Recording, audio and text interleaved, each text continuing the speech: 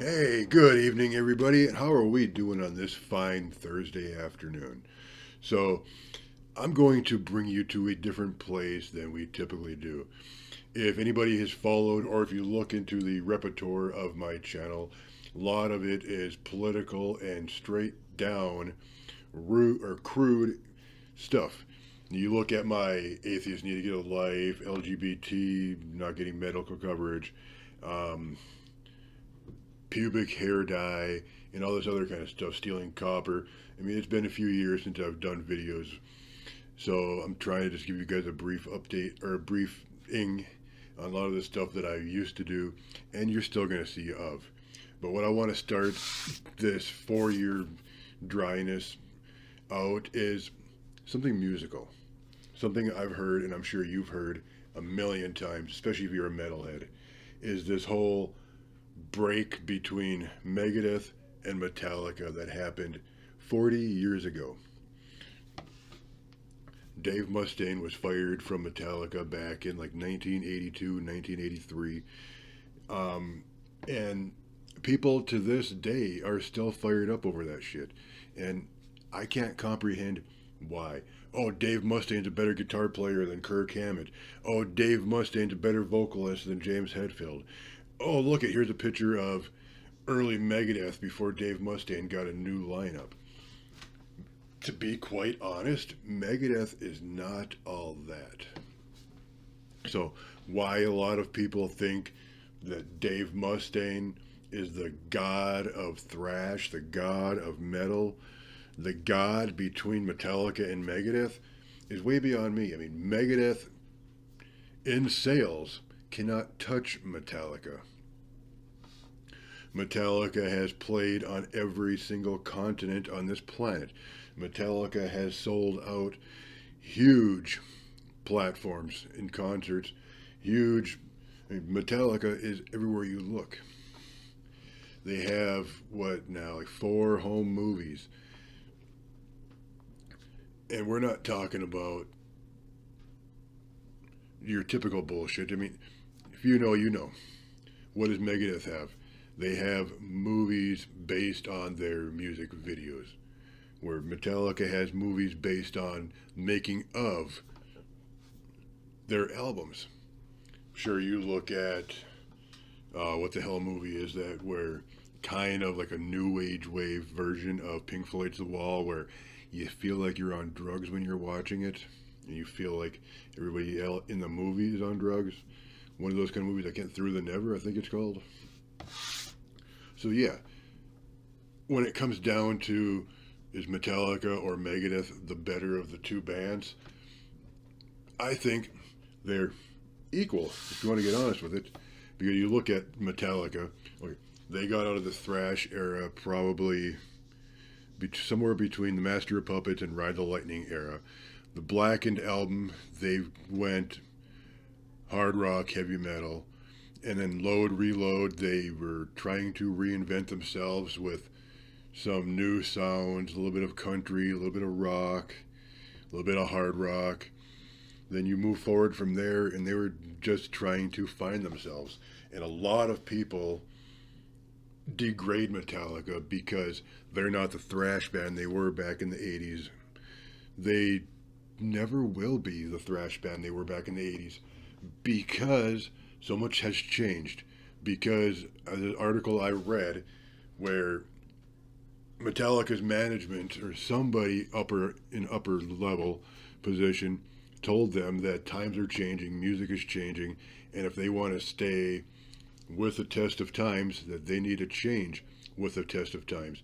No, not everybody is into headbanging thrash metal, freaking 800 power chords per minute music. We're now listening to the likeness of System of a Down. We're listening to Nirvana and Soundgarden and we're now listening to a different array of music. So in order to stay on the top of it, you kind of got to follow that bar. Was that one of the dumbest things that Metallica has done as far as listening to their management? Yeah, absolutely. But who would Metallica be today? Where would Metallica be today if they followed their thrash roots? would they still be on top? Would they truly even be existing? It's one of those questions where you've kind of got to do an investigation and try to figure out shit yourself. And now you look at Megadeth. Let's step it back. Megadeth, they've pretty much stayed in their thrash roots. They've kept it one solid direction for 40 plus years. And they've done wonderful for themselves. Has Megadeth had a lot more lineup changes than Metallica or most bands out there today? Absolutely. I mean, I think in the last 5 years, I've seen them change most of their players several times, including longtime bass player Dave Ellefson, all because of some allegation of a conversation he had with a fan. I believe it was online or some shit like that. Now, I understand you'd want to get rid of all these allegations of somebody who is speaking with a minor, especially speaking lewdly. But it'd be one of those things where it'd be under investigation if and when it's discovered that he's not. You know what? Welcome back. Would you like to come back to Megadeth? The door is open. Here's your freaking instrument. But there was no investigation. There was just he said, she said, there's the door. Marty Friedman, I believe it's Marty Friedman, was asked to come back. Correct me if I'm wrong on that one. I can't remember which guitar or which player it was from like the Rust in Peace era. I know there was one who unfortunately passed away, and the other one was invited back. I want to say it was Marty Friedman was the one who is still with us and was invited back or was told that he can have a place if he desires back. But at the end of the day, why are we all fighting over these guys? Megadeth kicking Dave Mustaine out of Metallica back in the early 80s gave us Megadeth. So out of one great band, we now have two great bands. And we're sitting here screaming about this 40 years later like a bunch of schoolgirls who can't comprehend that there are now two great bands that came from an original one band. That's one thing I don't understand about with a lot of bands and the fans. I mean, sure, the fans are used to seeing particular band members up on stage. And when something happens that we have no control over, we have no say of, and we don't understand because the band more than likely wants to keep it quiet, keep it private, the fans get pissed off.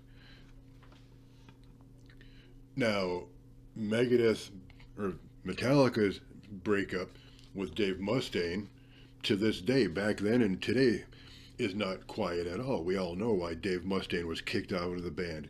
We all know why Dave Mustaine was removed from Metallica. It's not just because they didn't want him in there, but because he was causing more chaos and more disruption anyways, than they had desired. They were losing friends on tour because Dave Mustaine was being disrespectful to the other bands because of the drugs and alcohol. Now, were the other guys doing such? Sure. But were they being disruptive to the other bands at the hotels, behind stage? No. Hence why Lars, Cliff, and James are still a part of it. Well, Cliff, unfortunately, is not, but that was only due to a unfortunate bus accident. But yeah, the other members are still there because they were not disruptive. Sure, Lars and James are the founding members, but you could still get rid of one of them. So I'm going to go ahead and leave you there. Let's go ahead and set up a next time. Thursday afternoon, I will see you guys. And I want to hear in the comments below what you guys want to talk about next week. I want to try to bring R&R back. I want to get this retirement out of the way. It's been way too long since I've been here and talking to you guys.